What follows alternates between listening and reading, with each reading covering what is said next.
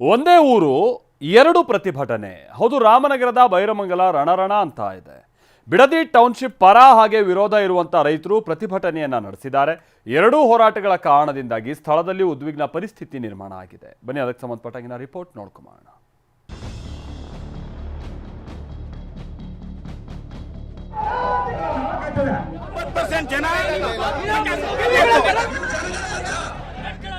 ತಳ್ಳಾಟ, ನೂಕಾಟ, ಪೊಲೀಸರೊಂದಿಗೆ ವಾಗ್ವಾದ, ಮತ್ತೊಂದು ಕಡೆ ರೈತರ ನಡುವೆಯೇ ಜಟಾಪಟಿ, ಗದ್ದಲ, ಗಲಾಟೆ ನಡೆದಿದೆ.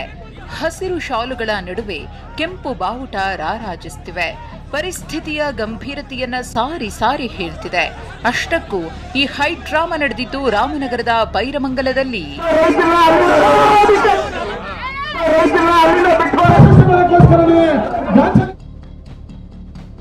ಒಂದೇ ಊರು, ಎರಡೆರಡು ಪ್ರತಿಭಟನೆ, ಭಾರಿ ಹೈ ಡ್ರಾಮಾ. ಬಿಡದಿ ಟೌನ್ಶಿಪ್ ಸಮರ, ಪರ ವಿರೋಧದ ಹೋರಾಟ. ಬೈರಮಂಗಲದಲ್ಲಿ ಕಳೆದ 450ಕ್ಕೂ ಹೆಚ್ಚು ದಿನಗಳಿಂದ ರೈತರು ಪ್ರತಿಭಟನೆ ನಡೆಸುತ್ತಿದ್ದಾರೆ. ಯಾವುದೇ ಕಾರಣಕ್ಕೂ ನಮ್ಮ ಭೂಮಿ ಕೊಡಲ್ಲ ಅಂತ ಪಟ್ಟು ಹಿಡಿದಿದ್ದಾರೆ. ಈ ನಡುವೆ ಮತ್ತೊಂದು ಗುಂಪು ಕೂಡ ಹೋರಾಟಕ್ಕೆ ಧುಮುಕಿದೆ.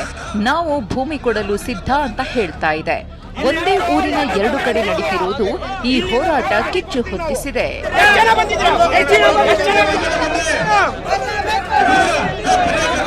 ಬಿಡದಿ ಟೌನ್ಶಿಪ್ ವಿಚಾರವಾಗಿ ಪರ ವಿರೋಧದ ಜಟಾಪಟಿ ನಡೀತಾ ಇರುವಂಥದ್ದು. ಒಂದು ಕಡೆ ಯೋಜನೆಗೆ ಪರ ಇದ್ರೆ ಒಂದು ಕಡೆ ವಿರೋಧವನ್ನು ವ್ಯಕ್ತಪಡಿಸ್ತಾ ಇರುವಂಥದ್ದು. ಈಗ ನಾವು ಇರುವಂಥ ಸ್ಥಳ ಈಗ ಯೋಜನೆ ಪರವಾಗಿ ಒಂದು ಪ್ರತಿಭಟನೆಯನ್ನು ಮಾಡ್ತಾ ಇರುವಂಥದ್ದು. ನಮಗೆ ಯೋಜನೆ ಮಾಡಲೇಬೇಕು ಅನ್ನುವಂಥ ನಿಟ್ಟಿನಲ್ಲಿ ಈ ಒಂದು ರೈತರು ಪ್ರತಿಭಟನೆಯನ್ನು ಮಾಡ್ತಾ ಇದ್ದಾರೆ. ಸಾಕಷ್ಟು ಜನ ರೈತರು ಇಲ್ಲಿ ಒಂದು ಸೇರಿ ಒಂದು ಪ್ರತಿಭಟನೆಯನ್ನು ಮಾಡ್ತಾ ಇರೋದು. ಒಂದು ಕಡೆ ಈ ಯೋಜನೆ ಬೇಡ, ನಮಗೆ ಯೋಜನೆಯಿಂದ ಸಮಸ್ಯೆ ಆಗುತ್ತೆ, ನಾವು ರೈತರು ಭೂಮಿಯನ್ನು ಕಳೆದುಕೊಳ್ತೀವಿ ಅನ್ನೋಂಥ ನಿಟ್ಟಿನಲ್ಲಿ ಮಾತಾಡ್ತಾ ಇರೋದು.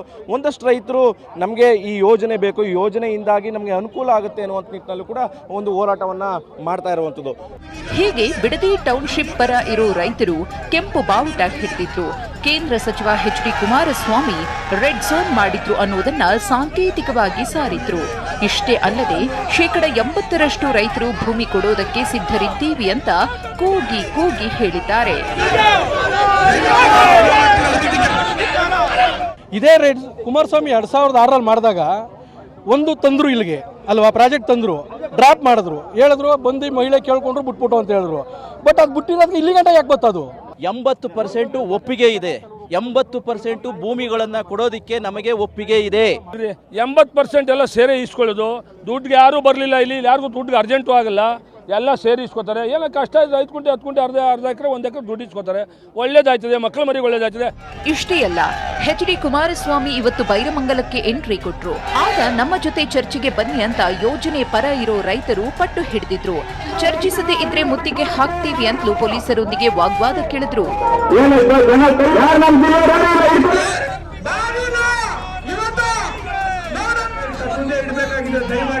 ಆದ್ರೆ ಈ ಹೋರಾಟವನ್ನ ಕೇಂದ್ರ ಸಚಿವ ಕುಮಾರಸ್ವಾಮಿ ಕಾಂಗ್ರೆಸ್ ಕಾರ್ಯಕರ್ತರ ಪ್ರತಿಭಟನೆ ಅಂದ್ರು. ಅಲ್ಲೆಲ್ಲ ಧರಣಿ ಮಾಡ್ತಾರಲ್ಲ, ಈಗ ರೆಡ್ ಯಾಕೋ ಕಾಂಗ್ರೆಸ್ ಬಾವುಟ ಬಿಟ್ಟು ರೆಡ್ ಫ್ಲಾಗ್ ಇಟ್ಕೊಂಡವ್ರೆ. ಈಗಲೂ ಹೇಳುತ್ತೇನೆ, ಅಲ್ಲಿ ನಿಜವಾದ ರೈತರು ಯಾರಿದ್ದಾರೆ ಈ ಭಾಗದಲ್ಲಿ, ಅವ್ರು ಬಂದ್ರೆ ಚರ್ಚೆ ಮಾಡಕ್ಕೆ ತಯಾರಾಗಿದ್ದಾರೆ. ಮತ್ತೊಂದು ಕಡೆ ಟೌನ್ಶಿಪ್ ವಿರೋಧದ ಹೋರಾಟ ಮುಂದುವರೆದಿದೆ. ಎಚ್ಡಿಕೆ ಇದೇ ಪ್ರತಿಭಟನೆಯಲ್ಲಿ ಭಾಗಿಯಾಗಿದ್ರು. ವೇದಿಕೆ ಮೇಲೆ ನಿಂತ ರೈತರು, ರೈತರ ಮಕ್ಕಳು ಸರ್ಕಾರದ ವಿರುದ್ಧ ಗುಡುಗಿದ್ರು. 80% ರೈತರು ಅವರ ಪರ ಅಂತಾರೆ, ಸಮೀಕ್ಷೆ ಮಾಡಿ ಅಂತ ಆಗ್ರಹಿಸಿದ್ರು. 80% ಒಪ್ಪಿದ್ದಾರೆ ಅಂತ ಹೇಳ್ತಿದಾರಲ್ವಾ, ಒಂದು ಸರ್ವೆ ನಡೆಸ್ಬಿಡೋಣ. ಎಷ್ಟು ಜನ ರೈತರು ಒಪ್ಕೊಂಡಿದ್ದಾರೆ ಅಂತ ಒಂದು ಸರ್ವೆ ಮಾಡಿಸ್ಬಿಡೋಣ. 80% ಏನಾದ್ರೂ ಬಂತು ಅಂತ ಹೇಳಿದ್ರೆ ನಾವೇ ನಮ್ ಜಮೀನ್ಗಳನ್ನ ಬಿಟ್ಕೊಟ್ಬಿಡೋಣ. 80% ಜನ ಈ ತರ ತೋರಿಸ್ತಾವ್ರೆ. ನಿಮ್ಗೆ ರಿಯಾಲಿಟಿ ತೋರಿಸ್ತಾ ಇದೀವಿ ಮಾಧ್ಯಮ ಮಿತ್ರರಿಗೆ.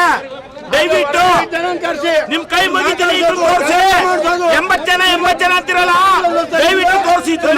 ಏನು ಬೆಳಿಲಾರ್ದಿರೋ ಇರುವಂತ ಲ್ಯಾಂಡ್ ಗಳಿದಾವಲ್ಲ, ಗೋ ಟು ದೇರ್. ಯಾರು ಬೇಡ ಅಂತಿದ್ದಾರೆ? ಈಗ ಆಲ್ರೆಡಿ ಹೇಳ್ತಿದಾರಲ್ಲ, 70% or 80% ಆಫ್ ದ ರೈತರು ಒಪ್ಕೊಂಡಿದೀವಿ ಅಂತ. ಒಪ್ಕೊಂಡಿದ್ರೆ ಇಲ್ಲಿರೋ ಎಲ್ಲಾ ರೈತರು ಒಂದ್ಸರಿ ಜೋರ ಕೂಗಿ ಹೇಳ್ಬೋದಲ್ಲ, ಇಲ್ಲಪ್ಪ ನಮ್ ದುಡ್ಡು ನಾವೇ ಮಾಡ್ಕೋಬಹುದು ಅಂತ. ಅವ್ನ್ ಕಣ್ಣಿಲ್ವಾ? ಕಣ್ಣಿಂದ ಏನೋ ಒಳ್ಳೆ ಡಾಕ್ಟರ್ ಕನ್ನಡಕನ ಟೆಸ್ಟ್ ಮಾಡ್ಕೊಂಡು ಬಂದು ನೋಡ್ಲಿ. ಹೀಗೆ ಪರ ವಿರೋಧದ ಪ್ರತಿಭಟನೆಗಳ ಕಾರಣಕ್ಕೆ ಬೈರಮಂಗಲದಲ್ಲಿ ಪರಿಸ್ಥಿತಿ ವಿಕೋಪಕ್ಕೆ ತಿರುಗಿದಂತೆ ಕಾಣಿತು. ನಡು ರಸ್ತೆಯಲ್ಲಿ ಎರಡೂ ಕಡೆಯವರು ಮಾತಿಗಿಳಿದಿದ್ರು. ಈ ವೇಳೆ ತಳ್ಳಾಟ, ನೂಕಾಟ ನಡೆಯಿತು.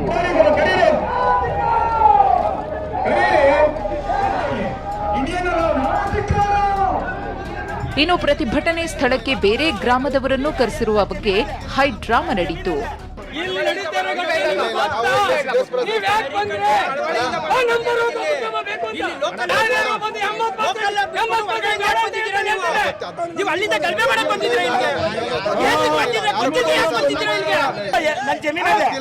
ನನ್ನ ಜಮೀನದೆ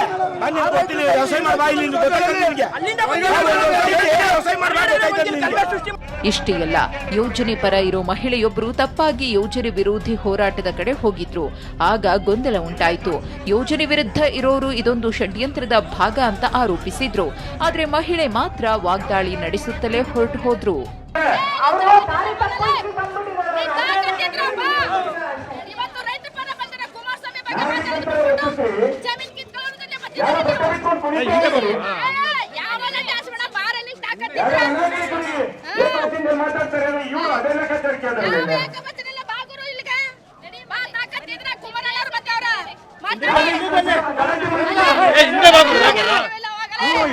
ರಾಮನಗರದ ಬೈರಮಂಗಲ ಇವತ್ತು ರಣರಣ ಎಂದಿದೆ.